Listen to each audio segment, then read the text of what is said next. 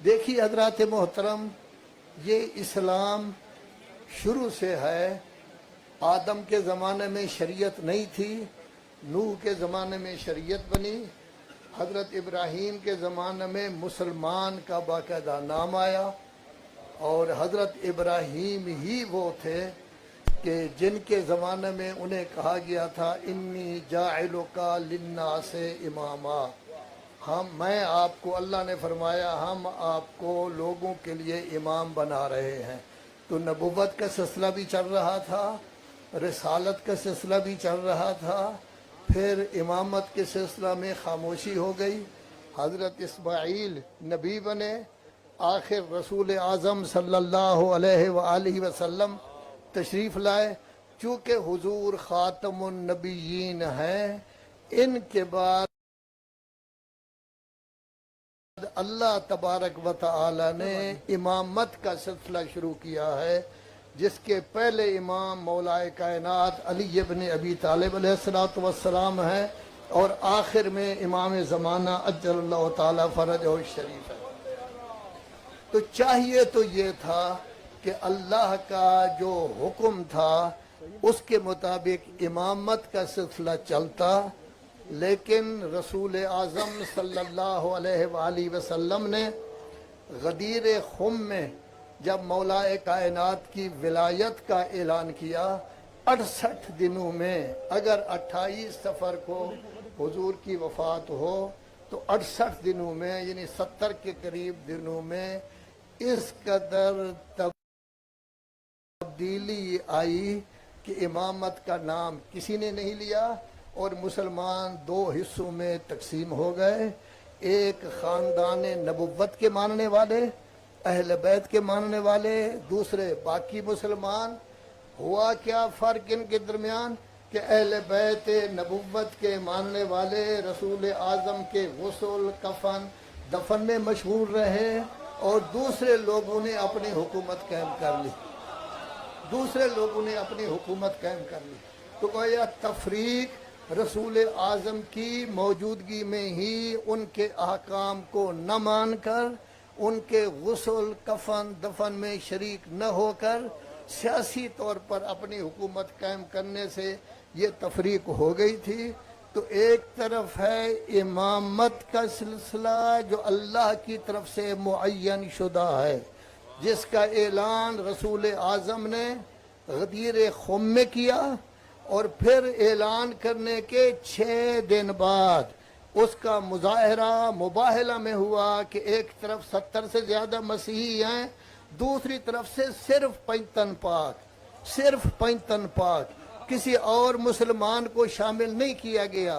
तो किसी और मुसलमान को शामिल न करके मदीना की औरतों, मदीना के बच्चों, मदीना के जवानों, मदीना के बूढ़ों, तमाम में ये कह दिया गया कि याद रखो मेरे बाद इस्लाम की नुमाइंदगी यही 5 करेंगे, इसके अलावा कोई नहीं।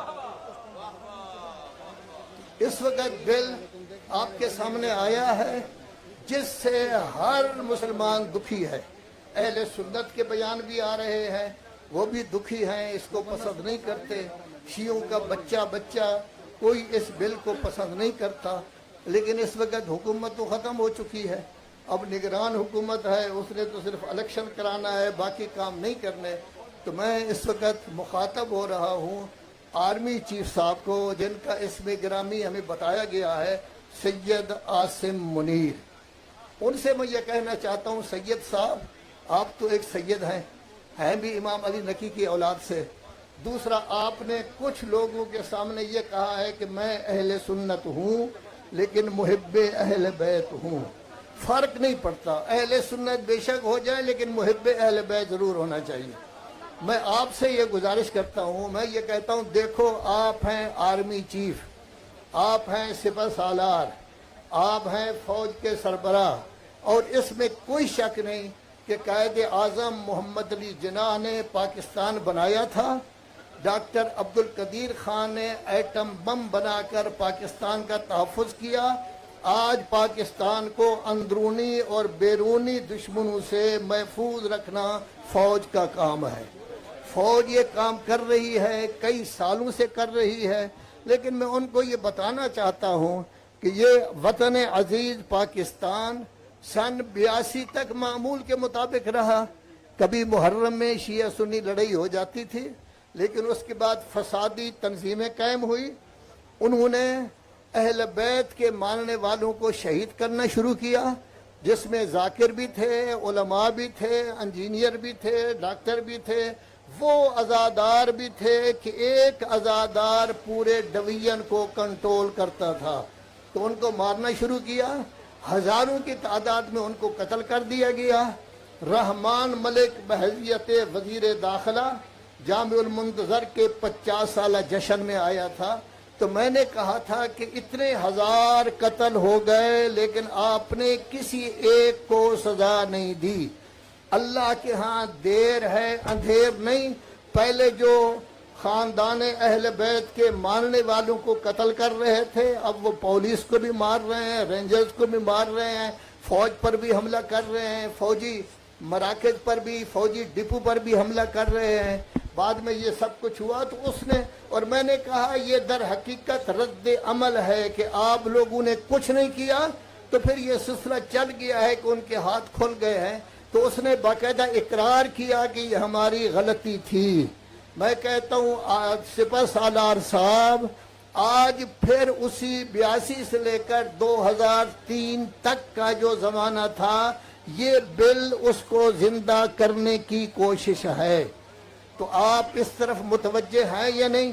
اور پھر آج آپ سپہ سالار ہیں، کسی زمانے میں کائنات کے سپہ سالار رسول اعظم صلی اللہ علیہ وآلہ وسلم تھے، اور ان کے سامنے جنگجو کمانڈر ان چیف جن کے ہاتھ میں علم ہوتا تھا وہ مولا کائنات امیر المومنین علی ابن ابی طالب ہیں۔ کبھی ان کو لا فتح الا علی کا تمغہ ملا، کبھی ضربت علی یوم الخندق کے افضل من عبادت الثقلین کا تمغہ ملا، کبھی یہ کہا گیا کہ میں کل ایسے کو جھنڈا دوں گا جو کرار بھی ہوگا فرار نہیں ہوگا۔ تو گویا کہ ہر جنگ میں، ہر معاملہ میں رسول اللہ کے ساتھ ساتھ کون ہوتے تھے؟ علی۔ علی کی جب ولادت خانہ کعبہ میں ہوئی، رسول اللہ ان کو وصول کرنے کے لیے گئے، وہاں گئے، پیار کیا، ان کے ساتھ بات چیت کی، علی نے قرآن سنایا رسول اللہ کو، پھر علی کی خود تربیت کی، 10-12 سال کے تھے کہ نبوت کا سلسلہ ہوا۔ دعوت ذوالعشیرہ میں بھی 40 قریشی تھے، کسی نے ہاں نہیں کی۔ حضرت نے فرمایا تھا جو میری مدد کرے گا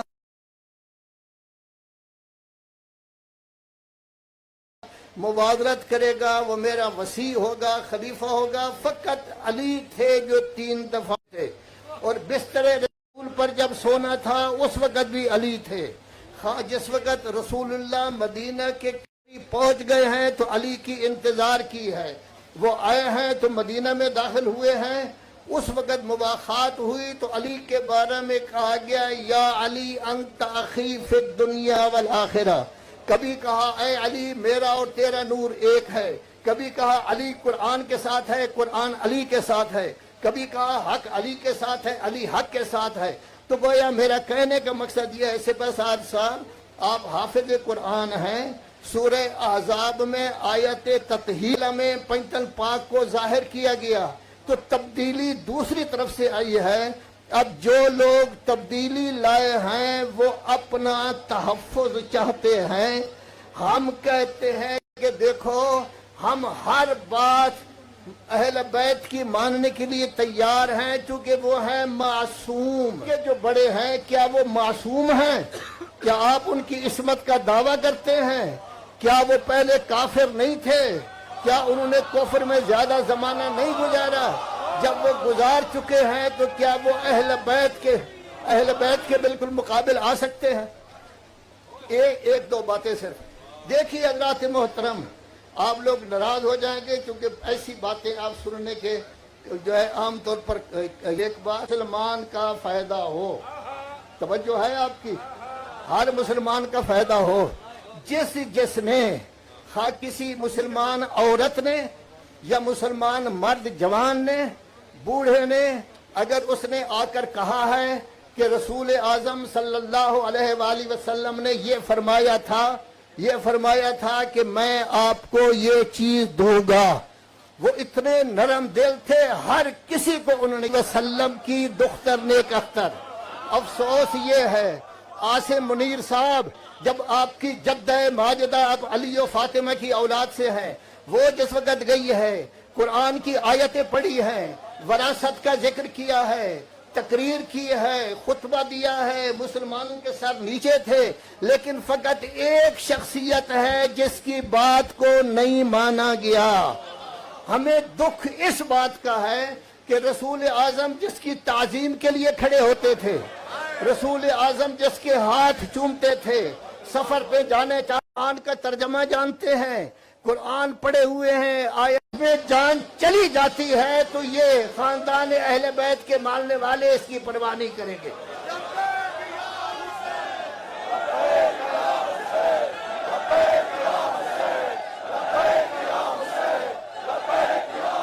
आखिरी दो कलमे, एक कलमा ये है कि जनरल सैयद आसिम मुनीर साहब, जिन जमातों को आपने दहशतगर्द करार देकर ख़त्म किया था, कभी ज़रब अज़ब के उन्वान से, कभी रद्दुल फसाद के उन्वान से, आप भी उनकी बेखनी आप कर रहे हैं, उनके नजरिया को आप लेकर बिल में ला रहे हैं। वो दहशतगर्द हैं, उनका नजरिया ठीक है। गौर करो, सोचो जनरल साहब, आपने भी कब्र में जाना है, वहां सवाल जवाब होगा कि आया अहल बैत की मोहब्बत और कुरान की इज्जत आपके दिल में थी या नहीं। आप हाफिज कुरान हैं, जिनको दहशतगर्द करार दिया उन्हीं के नजरे को। और मैं अपनी तरफ से नहीं कह रहा, आपका वजीर मजहबी उमूर ने कहा था आज फलां की रूह खुश होगी, आज फलां खुश होगा, सब उनका नाम लिया था। आपसे पहले जनरल गुजरे हैं, एक का नाम था जनरल ज़ियाउल हक।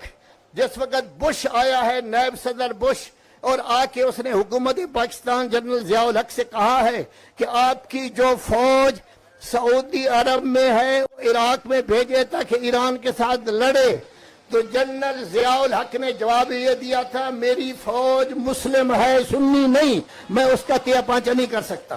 तो उसने तो अपने आप को मुस्लिम करार दिया था। जनरल मुशर्रफ साहब की तकरीर मैंने खुद सुनी है। और आखिरी बात मेरी ये है कि ये दर हकीकत बिल जो है, ये बिल दर हकीकत शियों की आवाज को खत्म करना है, आजादी को खत्म करना है, उनकी पुष्ट पर हमला है, सब कुछ है। हम हर किस्म की मार खाएंगे, हर काम करेंगे, लेकिन जो हक है उसको कहेंगे, कभी नहीं रुकेंगे।